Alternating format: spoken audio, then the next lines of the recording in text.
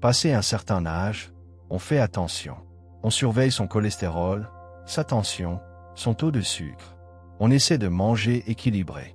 Et pourtant, certains pièges alimentaires continuent de se glisser dans notre quotidien, souvent sous couvert de santé.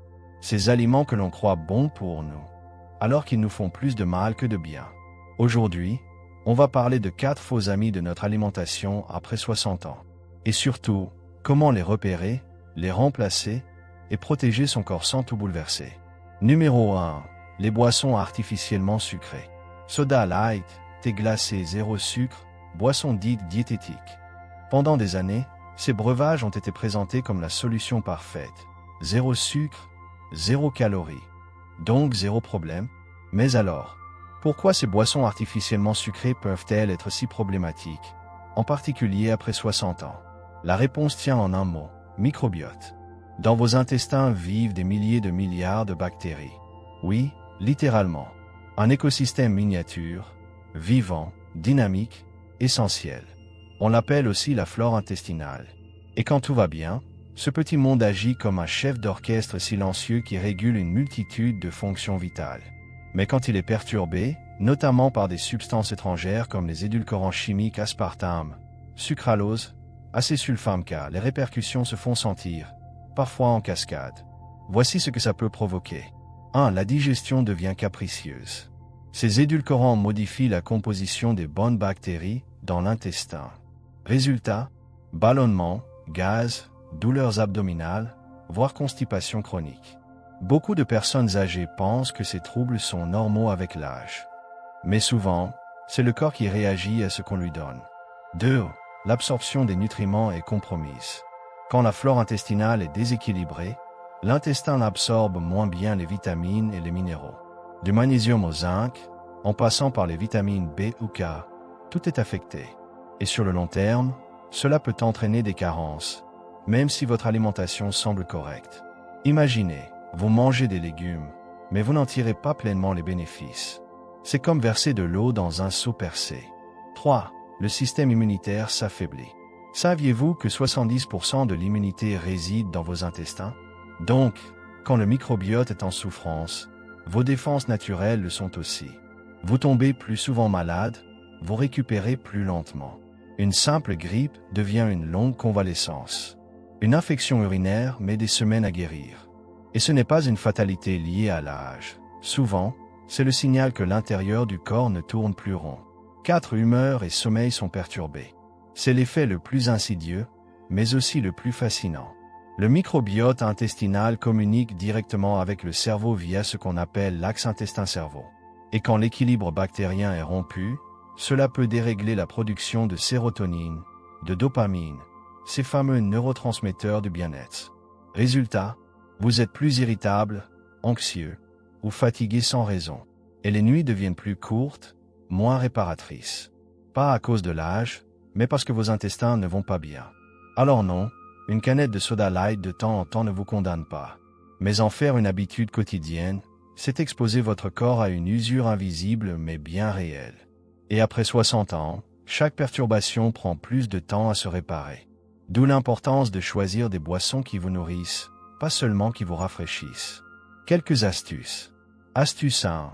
Apprenez à lire les étiquettes si vous voyez aspartame, sucralose ou acésulfame K. Passez votre chemin. Astuce 2. Créez vos alternatives maison infusées de l'eau avec du citron, de la menthe, du gingembre ou des fruits rouges. Rafraîchissant, sain et bon pour votre flore intestinale. Astuce 3.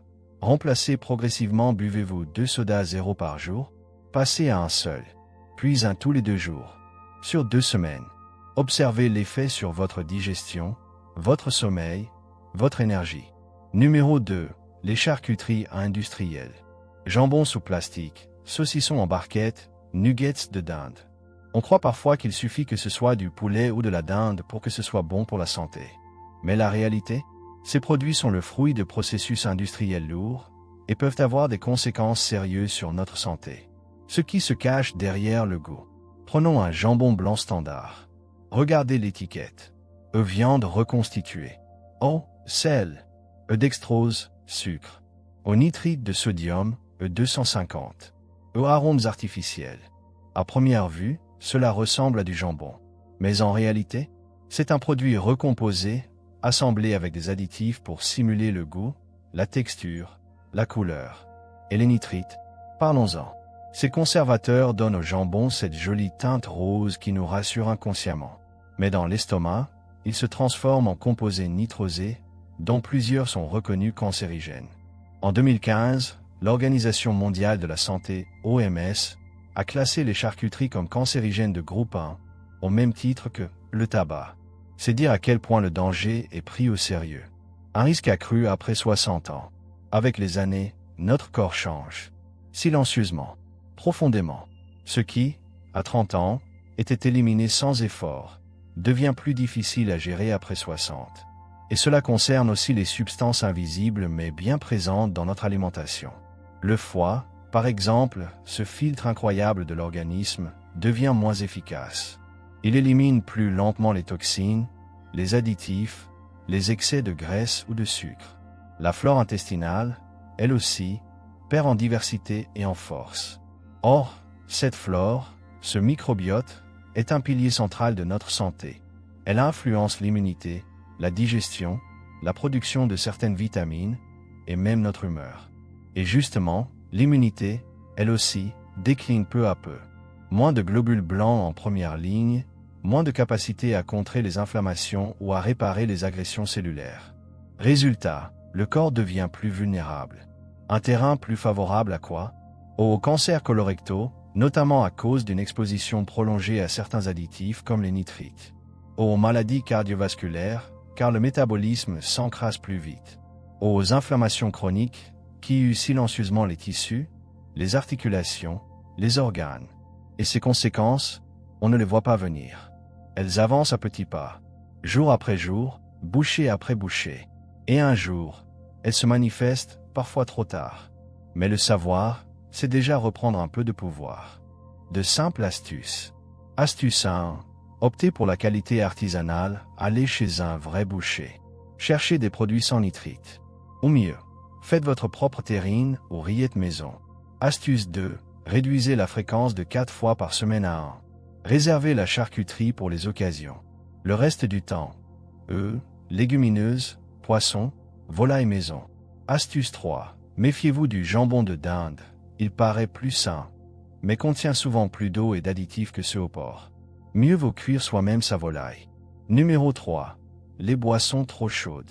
Un petit café bien chaud. Un thé fumant au réveil. Une tisane brûlante pour dormir. Ces rituels, on les adore. Et pourtant, boire trop chaud peut causer des microlésions à répétition dans l'ésophage et l'estomac. Les chercheurs de l'OMS ont observé un lien clair entre consommation de boissons à plus de 65 degrés Celsius et augmentation du risque de cancer de l'ésophage. Ces lésions répétées, à long terme, affaiblissent les tissus et facilitent l'apparition de cellules anormales. Astuce 1. Laissez refroidir. Attendez 5 à 10 minutes avant de boire. Visez une température autour de 55 à 60 degrés Celsius. C'est suffisant pour profiter du goût, sans abîmer votre corps. Astuce 2. Testez avec votre langue si vous avez besoin de souffler sur votre tasse. C'est trop chaud. Si la première gorgée brûle un peu, attendez encore. Astuce 3. Alternez avec des boissons tièdes ou froides, tisanes à température ambiante, aux infusés, bouillons tièdes. Moins agressifs pour vos muqueuses, tout aussi réconfortants. Numéro 4. Les faux jus de tox. Imaginez, vous entrez dans un magasin bio, ou dans le rayon bien-être d'un supermarché. Devant vous, une rangée de bouteilles élégantes, aux étiquettes vertes. Des images de citron juteux, de feuilles de menthe fraîche, de gingembre épluché. Et ces mots qui rassurent. Purifie naturellement, détox intense, énergie vitale, corps nettoyé, esprit léger. C'est tentant, non? Mais derrière le vernis marketing, il y a la réalité nutritionnelle. Ces jus industriels, même bio, même green, même joliment étiquetés, sont souvent des concentrés de sucre, filtrés de leurs fibres, enrichis en conservateurs, et vidés de ce qui rendrait une boisson réellement bénéfique. Un exemple, un jus de tox citron-gingembre-pomme du commerce contient parfois autant de sucre qu'un soda, jusqu'à 25 grammes par portion. La différence, le marketing. Et pourtant, ces produits sont achetés de bonne foi. parce qu'on veut faire du bien à son corps, parce qu'on croit offrir un nettoyage à son organisme. Mais la vérité biologique, elle, est tout autre. La détox, la vraie, n'a rien de spectaculaire. Elle ne se vend pas en bouteille. C'est votre foie qui s'en charge. Discrètement, jour et nuit. Chaque fois que vous respirez de l'air pollué, mangez un additif, buvez un verre de vin, avalez un médicament. C'est lui qui filtre, transforme, neutralise. Et pour bien fonctionner, il n'a pas besoin d'un shot de jus au packaging aguicheur. Il a besoin de repos, de vrais nutriments, de temps. Et rappelez-vous, sans fibres, un jus, même de fruits, est digéré ultra rapidement, provoque un pic de sucre dans le sang, fatigue le pancréas et nourrit à peine. Les jus industriels, même sains, sont souvent des bombes glycémiques masquées. Et sans les fibres, pas d'effet rassasiant, pas de régulation digestive, pas de bienfaits durables. Astuce simple, préparez votre vraie détox maison. Elle commence dans la cuisine, pas dans une usine. Faites-vous un jus de légumes verts, pressé à froid si possible, céleri, concombre, épinards, citron. Essayez l'eau tiède citronnée au réveil. Ça stimule doucement le foie sans agresser l'estomac. Préparez des bouillons maison à base de légumes, d'herbes aromatiques et d'un peu de curcuma ou gingembre. C'est doux, minéralisant et parfait en hiver. Astuce 2. Soutenez votre foie naturellement. Votre foie adore certains aliments. Artichaut, radis noir, betterave, curcuma. Tous reconnus pour leur action protectrice ou stimulante sur la fonction hépatique. Buvez de l'eau régulièrement. Pas besoin de 3 litres, mais hydratez-vous dès le matin. Mangez léger le soir, car c'est pendant la nuit que le foie travaille le plus. Astuce 3. Ne tombez pas dans le piège des cures express. On vous vend des cures détox 3 jours, des jus liquides à 6 € la bouteille, des programmes qui promettent de tout nettoyer. Mais souvent, ils sont trop sucrés, pas rassasiants, et parfois épuisants pour votre organisme déjà fatigué. La meilleure cure, c'est une alimentation continue, simple, colorée, non transformée, accompagnée d'un bon sommeil et d'un peu de mouvement. On a parlé de soda zéro, de charcuterie rose fluo, de boissons brûlantes et de faux jus de tox. Mais au fond, le problème ce n'est pas un ingrédient, c'est l'illusion du produit santé. Le piège du marketing. L'habitude sans conscience. Après 60 ans, chaque aliment a un effet plus marqué sur votre santé. Le bon comme le mauvais. Mais la bonne nouvelle, chaque petit changement compte. Réduisez les sodas light. Remplacez la charcuterie industrielle. Buvez moins chaud. Oubliez les jus industriels de tox. Et surtout, reprenez le pouvoir sur ce que vous mangez. Pas besoin d'être parfait. Juste plus conscient, plus curieux, plus bienveillant envers vous-même. Votre corps n'a pas besoin de régime miracle. Il a besoin de vrai, de simple et de respect. Prenez soin de vous, une gorgée, une bouchée, une habitude à la fois.